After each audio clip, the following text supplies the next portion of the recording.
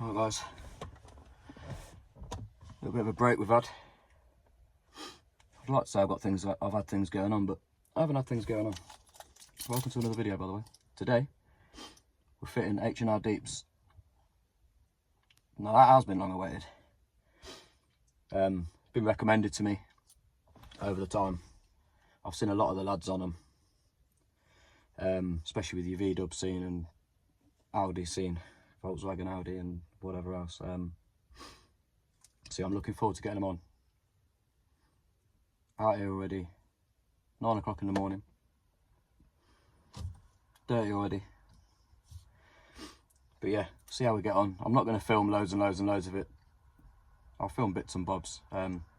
Also, I've been to Calvin's Car Diaries show the other weekend, so I'll insert some clips in of that at some point in the video. I was going to do a whole thing, but you know what it's like.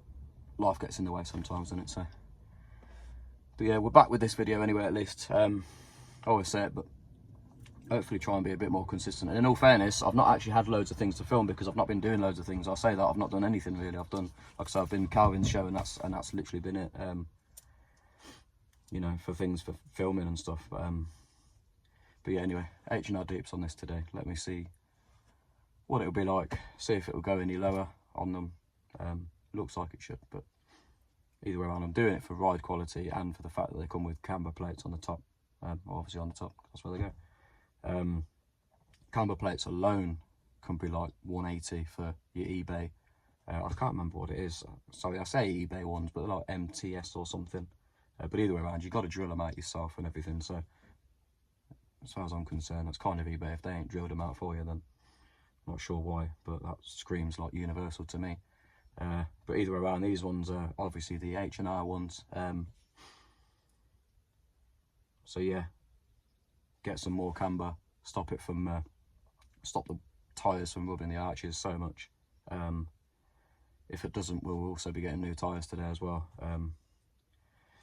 Yeah, watching a few of those on eBay, so I'm a bit tight like that. I'd rather go and get some used ones, as long as they've got good enough tread on them. So yeah, we might take a little drive out today, see what we can get hold of, and go get those fitted. Hopefully I don't have to though, because I don't want to be going down the road of flipping smaller tyres and all the rest of it. I'd rather just run stock, which is partly why I've moved away from the 46s, as you'd know if you watch the other videos. Anyway, let's get into it. Really can't be bothered, but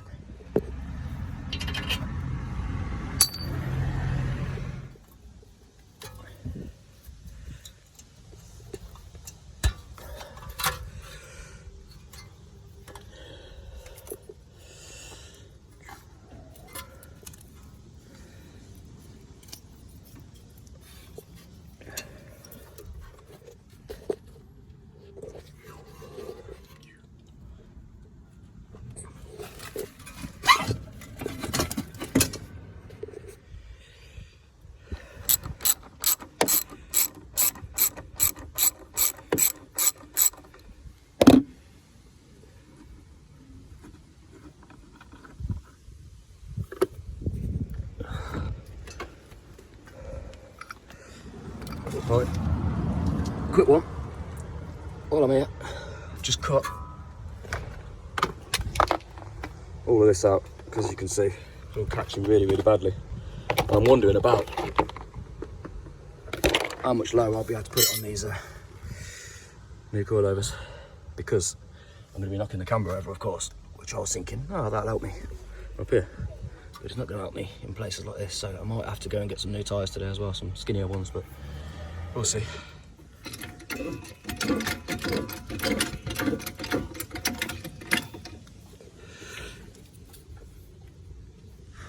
Right, that's the front's done.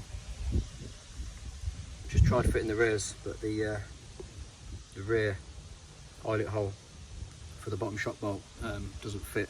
They're off a Mark 7 Golf, which I've modified the front top mounts to fit. If you didn't see that, look in another video. I did it in that video for some different top mounts off a Mark 7, just trying it, but it opened up the way for me to get these coils, otherwise I wouldn't have been able to fit them because they were off a different car, like I say, Mark 7 Golf. But anyway, bit me in the backside with the rears because, as I just said, the eyelet hole is different, so I now can't fit the H&R deep rears.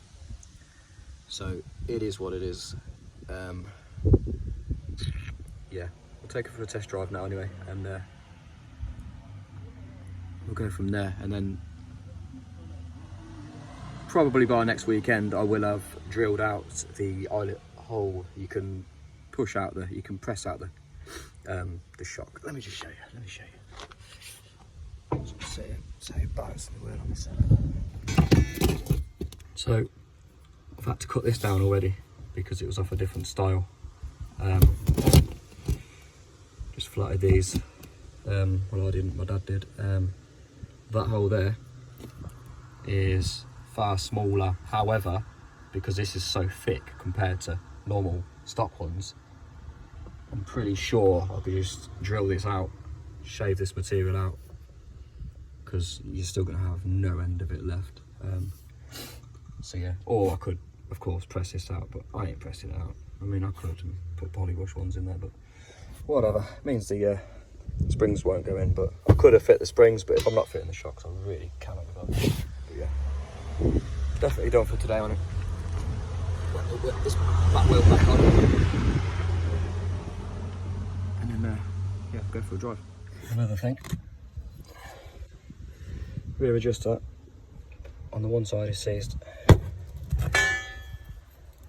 One side it's alright, the other side no good at all. When I got it, it was this was kinked over, so it's possibly just got damaged in transit, to be fair.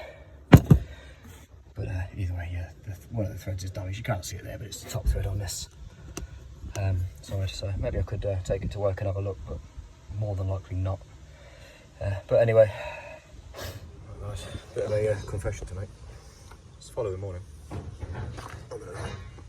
got pretty fed up with the in the end. Nothing was going right. I ended up fitting the rears. No good. Rear shock is far too long. It's bottoming out. Sit thread up the MQB platform stuff on the back. Doesn't go. It doesn't match up with this. Doesn't match up with this platform at all. So don't try it. So yeah, currently removing the shocks, and I'll use the H&R springs just because I've got them. I pay money for them, obviously. But yeah, so let me finish this job. I'll put the original shocks back on at least. I'm going to set it a little lower, and then today we're going to attempt to free up the front a little bit and drop the front down as intended, and then yeah, get on a test drive, see what they like. Right, well, front wheel's off. I can't free that coil over at all. Don't know what's going on there. Like I said, considering they were freed up, apparently, when I bought them. Obviously I had faith that there would be, but no,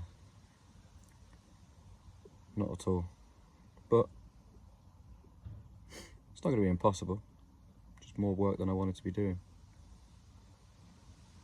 And it's certainly not work I'm going to be doing right now either.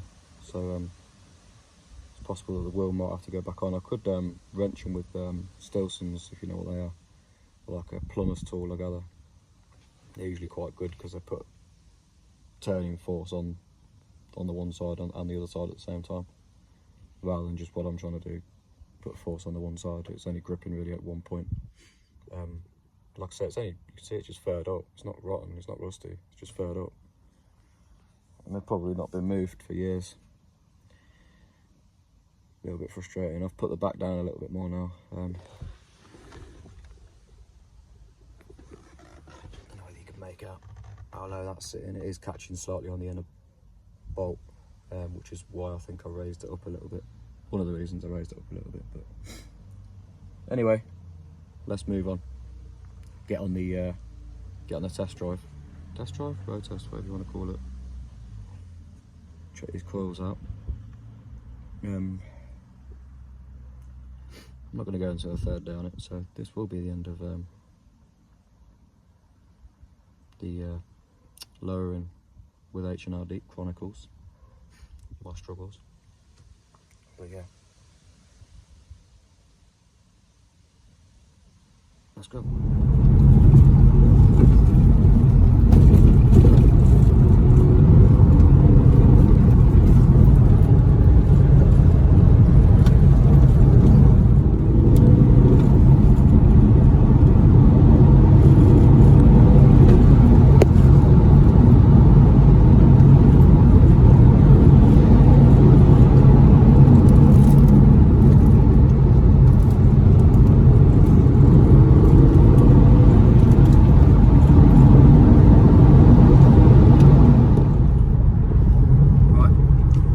First drive.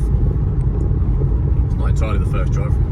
First kind of half-spirited drive down some B roads. Yeah. 10 out of 10 on these new coilovers. Rears are, I want to say, stiffer than the fronts, but then that might be because of the mismatch of the rear spring and shock. Stiffer is good though, because it's more of a stance kind of setup, you know. I'd be a bit more confident running arch to live with this setup, because obviously I know the things aren't going to touch. So yeah, good in that aspect, and also just everything about it really. Just the fact that I've now got camber plates on the front, so of course it's running anywhere between 2 and 3 degrees of camber, negative camber obviously on the front now. Which really helps with the handling so much. Really stable round corners now. Turns in really nicely. You can hear something touching on the back. But that's because I've set it slightly lower as well. But yeah, I won't go on too much about them. I did record this already once. It was about 10 minutes long. So I won't bore you with all the technical side of it, but yeah, either way around, really nice, as I said. Comfort, handling, stiffness of the shocks, springs, everything. Really good. You can beat on them a lot more than normal cheaper coilovers anyway. You just don't get the fade. It soaks up the bumps, even though it doesn't look like it through the camera. Camera's a bit weird, but yeah. Really good. Anyway, I will end the video there. Thank you very much for watching. Sorry it's been a little while. Hopefully the next one will be soonish. I won't keep boring you with suspension videos, because that is literally what I seem to do. Next plan for the rear is I'm going to probably get hold of a set of gas adjustable rear shocks for it. And then hopefully they match up quite nicely with the springs that are in there. They're a good setup. They're like sub £200 for the shocks. So yeah, that will possibly be, more than likely should I say, be the next thing. But anyway,